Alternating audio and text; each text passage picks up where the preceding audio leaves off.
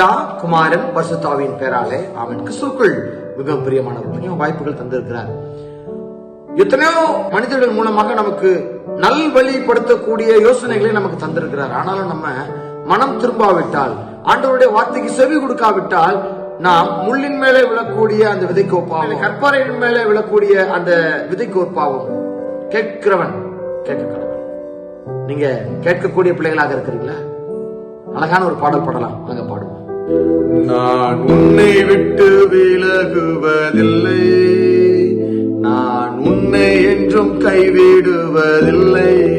நான் உன்னை காண்கின்ற தேவன், கண்மணி போல் உன்னை காப்பேன்.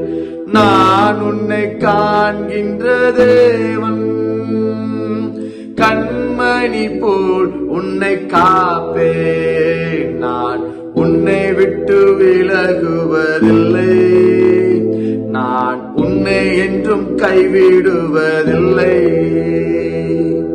ஆண்டவருடைய வார்த்தையை கேட்கிற பிள்ளைகளுக்கு ஆண்டவர் கொடுக்கக்கூடிய வாக்குத்தத்தம் இதுதான். பயப்படாதே நீ மனமே, நான் காத்திடுவேன் உன்னை தினமே. பயப்படாதே நீ மனமே, நான் காத்திடுவேன் உன்னை தினமே.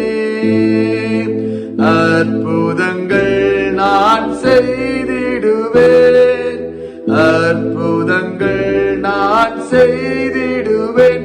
உன்னை அதிசயமாய் நான் நடத்திடுவேன், உன்னை அதிசயமாய் நான் நடத்திடுவேன். நான் உன்னை விட்டு விலகுவதில்லை, நான் உன்னை என்றும் கைவிடுவதில்லை. கிறிஸ்துவுக்குள் மிக பிரியமானவர்களே, கேட்கிறதுக்கு காதுள்ளவன் கேட்க கடவன். அவனுடைய வார்த்தையை கேட்டு அதன்படி நடக்கிற மனுஷன் வாக்கியவானுங்க.